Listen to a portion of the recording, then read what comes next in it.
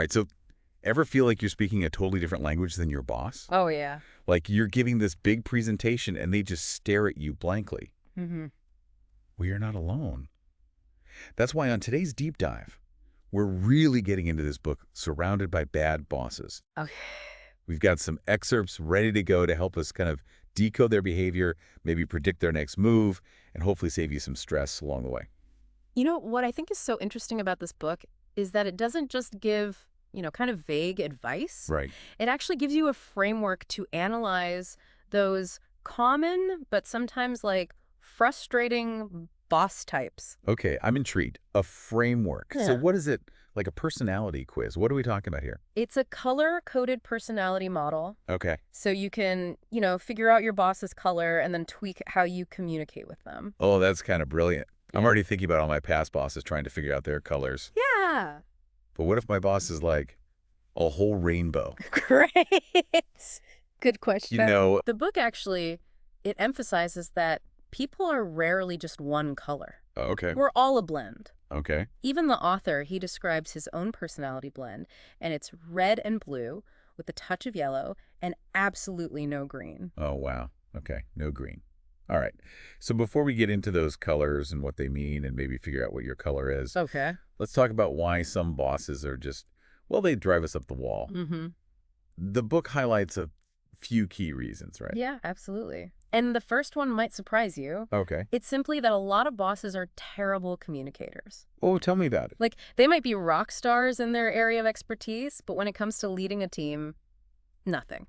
Crickets. I once had a boss, brilliant engineer, Yeah. but could not explain a deadline to save his life. Yeah, yeah. It's like pulling teeth. Okay, so bad communication, that's one. What else? Well, and that often leads into the second reason, which is they get so barred down in, doing the specialist work. The thing that they were good at, they forget to actually lead. Right. So things like setting clear goals, giving feedback, actually supporting their team, all that goes out the window. Ugh, yeah. I feel like I've had bosses who were more focused on proving that they were still the expert Yes. than actually managing people. Absolutely. Yeah. And the book also has this, pretty sharp critique of a lot of leadership development programs, Okay. arguing that, they focus way too much on appearances and using trendy buzzwords Right. instead of teaching, practical leadership skills. Okay, that makes sense. So we've got communication breakdowns, we've got Yeah. neglecting actual leadership duties, Mhm. and then we have ineffective training. It's like a recipe for a boss-induced headache. It is. Okay, so let's get into these colors. Yeah. You mentioned red, yellow, green, and blue. Right. What's a red boss like? So think of your, classic alpha types, right? Okay. Impatient, demanding, completely results-driven, might be quick to anger. Yeah, I know a few reds for sure. Yeah. Definitely intimidating. Yes, but they're also decisive and usually get stuff done. So how do you handle a red boss? So the key is to be direct, be concise, don't beat around the bush, Okay. and always, always, always come prepared with solutions. Okay, solutions, not complaints. I got it. What about yellow? Yeah. Is that like the really bubbly, over-the-top kind of boss? You got it. The inspirational big picture thinkers, always bubbling over with energy. Oh, I can see how that would be a little exhausting. Right. Like, how do you get anything done with all that energy swirling around? That's the flip side, right? They can be scattered, they can ignore problems because they're so focused on the positive. Okay. And their big ideas don't always, have the follow-through. Right, right. So how do you navigate a yellow boss? Like, how do you not get swept away in the tsunami of, everything's great, it's fine, don't worry about it? Right. So you kind of got to match their enthusiasm and you got to focus on the positives, but you also have to be ready to gently steer them back on course if they get sidetracked. Okay. It's a delicate balance. Yeah, it's a delicate balance. Okay, so we've got driven red, energetic yellow. What about green? Green. What's that like? Speaking of keeping things harmonious, greens are the calm, patient ones. Okay. Think conflict averse, always willing to listen, wanting to create a peaceful work environment. That sounds pretty idyllic. Are there any downsides? Well, their desire to avoid conflict can make them hesitant to make tough decisions Okay. or set clear boundaries. And you might find yourself kind of waiting a while for a straight answer. So how do you get what you need from a green boss without stressing them out? Right. So patience is key. Okay. Ask open-ended questions and really make it clear that, like, you're not trying to start a fight. Okay. Reassurance goes a long way with greens. Okay, so greens are all about harmony. Yes. What about blue? Is that where we get into, like, the details, the data? Exactly. So your blue bosses, meticulous, thorough, they strive for perfection in everything they do. They love processes and procedures. Okay, that sounds a bit like me, honestly. Like, give me a spreadsheet, color-coded system, I'm happy. Yeah, yeah. But what's the downside of a blue boss? Well, they can be inflexible, they can be super critical, and they can get so lost in the weeds that they miss the forest for the trees. Okay. In fact, the book even shares an anecdote about an IT technician who made the mistake of, like, going off on a detailed explanation of his home weather station to his yellow boss. Oh, no. Talk about a communication mismatch. What happened? Disaster. Total disaster. The yellow boss could not have cared less, you know? Yeah. So this just illustrates, like, how important it is to tailor your communication to your boss's color. And when it comes to blue bosses, be prepared. Be organized. Okay. And back up everything you say with data. Got it. Okay, so we've got red who's driven, yellow who's enthusiastic, green who values harmony, blue who's all about the details. Mm-hmm. But you mentioned earlier, most people are a blend of colors, right? Right. And that's where it gets even more interesting, because when you start mixing these colors, like, for instance, a green-blue blend, Okay. which is called a coordinator, Okay. they might clash with a red-blue organizer who's much more rigid. Oh, wow. So just understanding these color combinations adds a whole other layer. It's like unlocking a secret code to human behavior. I'm already thinking about where I fall on this spectrum. Right. We'll have to get to that later. Yes. But first, let's go beyond just behavior and dive into those deeper driving forces that motivate your boss. Okay. Okay, tell me about these driving forces. Yeah, because sometimes, it's not just about, like, what your boss does. Right. It's about why they do it. Okay. And so understanding those deeper motivations can be a real game changer. Okay, I'm hooked. What are these mysterious driving forces? Are we talking like hidden agendas and secret societies? I'm kidding, kinda. Well, maybe not secret societies, but Yeah. they are about these deeper values and motivations Okay. that shape how people see the world and what they prioritize. Okay. So the book actually talks about 6 main driving forces. 6. Okay. Theoretical, utilitarian, aesthetic, social, individual, and traditional. That's a lot to unpack. Yeah. Can we break down maybe 1 or 2 of those? Like, what does it mean to have a utilitarian driving force? Okay, so think about someone who's all about practicality and efficiency, Okay. getting the most bang for their buck. Yeah. They want to see tangible results. They hate wasting time or resources. Okay. I can see how that would play out in the workplace. Yeah. Always focused on the bottom line. Yes. What about aesthetic? That's got to be more than just, like, have a nice office, right? Right. It's definitely not just about office decor. Okay. It's about this need for harmony, beauty, Okay. creating things that are pleasing to the senses. So, you think about artists or musicians, but it can also apply to, like, people in any field who find fulfillment in creating something beautiful, Okay. whether it's a well-written report or a perfectly organized spreadsheet. Oh, so that's where my love of spreadsheets comes from. I knew there was a deeper meaning there. Exactly. So what happens when you have a boss and an employee with completely different driving forces? Yeah. Like, what if you've got a super practical utilitarian boss and an employee who's driven by, that aesthetic need for creativity? Absolutely, yeah. The book argues that, mismatched driving forces can be a huge source of friction, Oh, yeah. even if their personalities seem compatible on the surface. Okay. So imagine that utilitarian boss, like, constantly pushing for efficiency, Right. while the employee feels totally stifled and uninspired. Yeah, that sounds like resentment brewing in the office kitchen. Yeah, absolutely. Okay, so knowing your boss's driving force, just as important as knowing their personality color. Maybe even more so. Right, because it helps you understand what truly motivates them. Right, you're right. And the author actually shares a story about how his own aesthetic driving force clashed with his previous job. So even though it was, well-paying, super efficient, Okay. it completely lacked any creativity, and he was miserable. So what do you do? I'm on the edge of my seat. He made a change. He realized that, like, his aesthetic driving force was just as important as any practical considerations. Yep. So he left that job to find one that allowed him to, like, express his creativity. Wow, talk about a follow your bliss moment.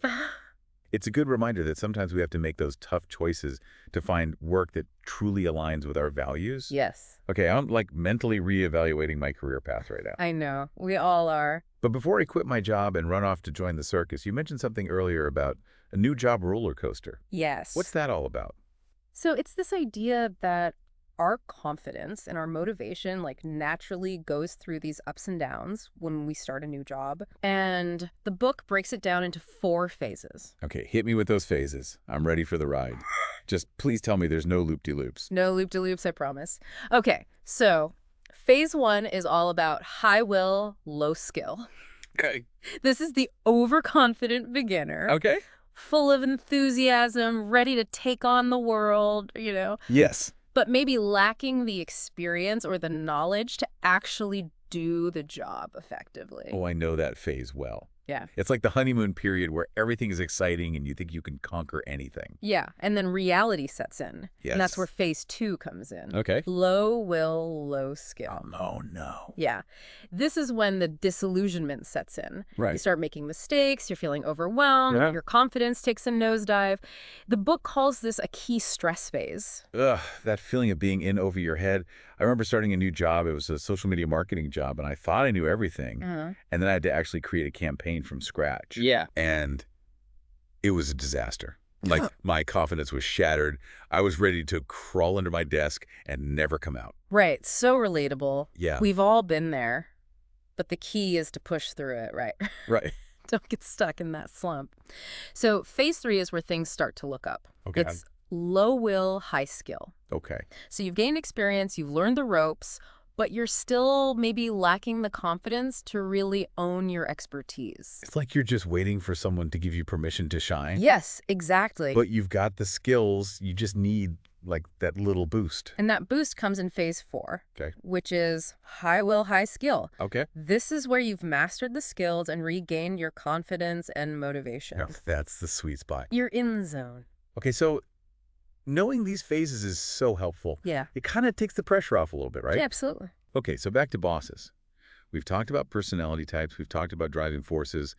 But what about creating a work environment that actually encourages people to, work? How do you avoid that slacker mentality? That's a great question. And the book dives into this by comparing 2 classic management approaches, Okay. Theory X and Theory Y. Oh, yeah. So Theory X is that old school belief that, people are inherently lazy and need to be controlled. Right. And Theory Y assumes that people are actually motivated and want to contribute. Okay, I'm sensing the book is more team theory Y. Definitely. Okay. It argues that assuming the best in your team will lead to better results. Okay. Because think about it. If you're constantly micromanaging, Right. rescuing employees from every problem, Right. you have inconsistent expectations. Right. You're basically creating a breeding ground for a slacker culture.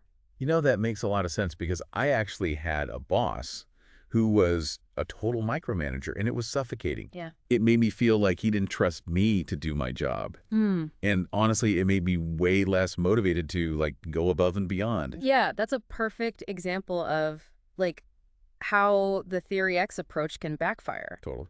So instead, the book advocates for setting clear goals, delegating effectively, Okay. providing support without, taking over, Right. and holding people accountable. So instead of, constantly putting out fires and doing everyone else's job, Yeah. you're giving your team the space and trust to kind of step up and own their work. Exactly. Yeah, that sounds a lot more empowering for everyone involved. It is. It's about shifting from a culture of control to a culture of trust and responsibility. Okay. Now, before we get to your color blend, I'm still dying to know. Yes. We need to talk about something that's super relevant to everyone listening. Okay. Stress. Yes. How does understanding your own personality type help you deal with stress at work? Oh, that's a crucial point. Yeah. The book really emphasizes that self-awareness is essential when it comes to managing stress. Okay. And it breaks down some common stress triggers for each color. Okay. So, for example, your red personalities, the driven ones. Oh, yeah, I know them well. I might be one. What stresses them out? They tend to get stressed when they feel a lack of control, No. they're not challenged enough, or they see a lot of inefficiency and time wasting going on. Okay, that tracks. So what happens when a red personality gets stressed out? Do they, turn into a raging bull? You're not far off. Okay. Think outbursts, blaming others, becoming even more demanding and controlling. Okay. So the book suggests that red personalities need to find healthy outlets for that stress, Okay. like tackling a challenging project, maybe hitting the gym. So channel that red energy into something productive. Exactly. Okay, what about yellow? What sends them into a stress spiral? Well, yellows, they thrive on positive energy and social connection. Right. So their stress triggers usually involve like feeling ignored, feeling invisible, or being criticized in front of others. Yeah, public criticism would not go over well with a yellow personality. No, they need that validation. Yeah, for sure. And when stressed, they can become even more talkative, attention-seeking, Okay. and their optimism can kind of morph into, like, unrealistic expectations. Right. So finding healthy ways to express that social energy and practicing some calming techniques Okay, can be really helpful for them. got it. So reds need to channel that energy. Yellows need to find healthy outlets for their social needs. What about greens? What throws them off balance? So greens, they crave stability, Okay. harmony, predictability. Right. So sudden changes, conflict, feeling rushed or pressured to make Oh, decisions. I can relate to that. Yeah. Like last-minute changes to the plan throws my whole groove off. Right. So how does that stress manifest in greens? Yeah. They might withdraw. They might become passive aggressive. That's- They might avoid difficult conversations altogether. Right. So the book recommends that greens create structured routines, communicate their need for like clear expectations, Okay. and find healthy ways to like express their emotions instead of bottling them up. Okay, so good communication and a bit of structure can go a long way for those greens. Yes. Now, we can't forget about those detail-oriented blues. What are their stress triggers? Inaccuracy, disorganization, Okay. anything that disrupts their carefully crafted plans and procedures. Chaos is their kryptonite. Pretty much. Yeah. And when stressed, they can become even more critical, nitpicky, and inflexible. Gotcha. So the book suggests that blues create systems to, like, maintain order, delegate tasks they can't control, Right. and find outlets for their perfectionism. So whether it's, channeling your inner red, finding healthy social outlets as a yellow, creating structure as a green, or embracing those blue systems, Yeah. it's all about knowing your stress triggers and finding coping mechanisms that work for you. Absolutely. But what happens when the source of stress is, well, your boss? Yeah. Like, how do you deal with that? That's a tough one. And the book acknowledges that, like, bad leadership is one of the biggest contributors to workplace burnout. Yeah. But it also offers advice on how to, like, navigate those tricky situations depending on your boss's color. Okay. So, for example, with a red boss, it's crucial to be assertive, Okay. set clear boundaries, and be ready to push back respectfully Right. when they overstep. And with a yellow boss, probably not a good idea to, focus on the negative or dwell on problems. Exactly. Stay positive, focus on solutions, Right. and redirect their energy towards, like, productive outcomes. And those greens, they need a lot of reassurance, right? Absolutely. Clear, calm communication is key. Give them the information they need to feel comfortable making decisions and avoid, like, putting them on the spot Right. or forcing them into confrontations. And with a blue boss, well, better triple check your work Yes. and come armed with data for every request. Yes, understanding their need for accuracy, thoroughness, and following procedures is key to a good working relationship.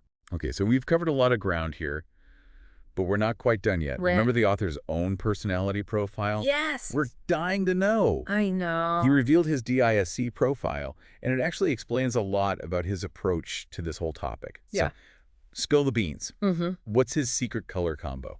Okay, so he's primarily red and blue Okay. with a little bit of yellow. Okay. And get this, almost no green. No green.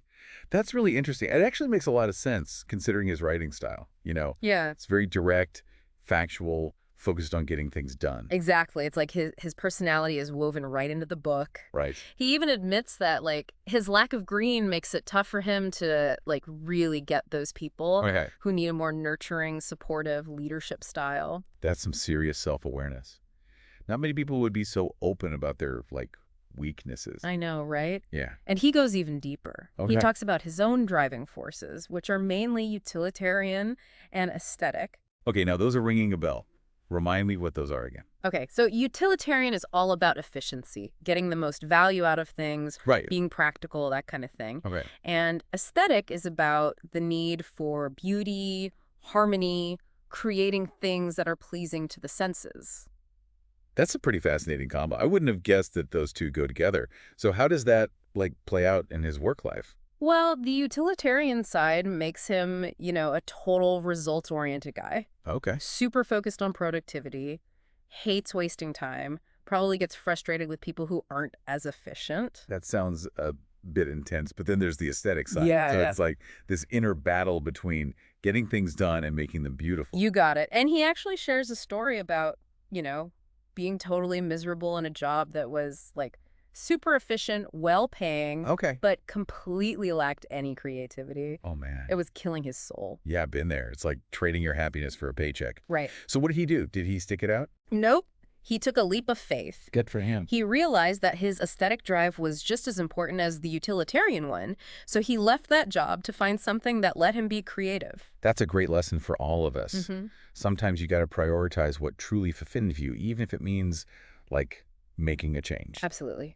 And for bosses out there, Yeah. it's a reminder that understanding your team's driving forces is crucial. Right. It's not just about personality types, it's about what makes them tick, Right. what makes them excited to come to work. Okay, so we've covered a ton of ground today, from decoding those boss personalities Mm-hmm. to figuring out your own stress triggers and even getting a glimpse into the author's own journey. Yeah. What are the big takeaways you want our listeners to walk away with? Okay. Well, first and foremost, self-awareness is key. Okay. If you can, figure out your own personality, your stress triggers, what drives you, Yeah. you'll be able to handle any work environment no matter who your boss is. It's like having a superpower, right? Mhm. You can read people, you understand their motivations. It's amazing. Second, don't assume everyone sees the world the way you do. Right. That's where understanding the DISC model and those driving forces comes in. Yeah. It helps you bridge those communication gaps and build stronger relationships, Yeah. both with your boss and your colleagues. It's all about empathy and, like, meeting people where they are. Exactly. Yeah. And finally, remember that you have the power to create a work life that truly aligns with who you are. Okay. So don't be afraid to set boundaries, advocate for yourself, and go after opportunities that let you shine. So, to our listener out there, we're leaving you with this. Think about your current or past bosses.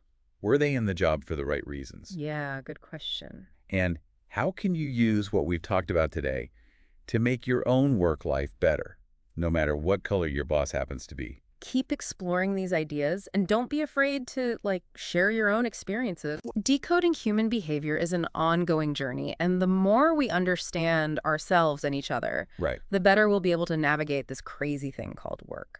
Thanks for joining us on this deep dive into Surrounded by Bad Bosses. We'll catch you next time.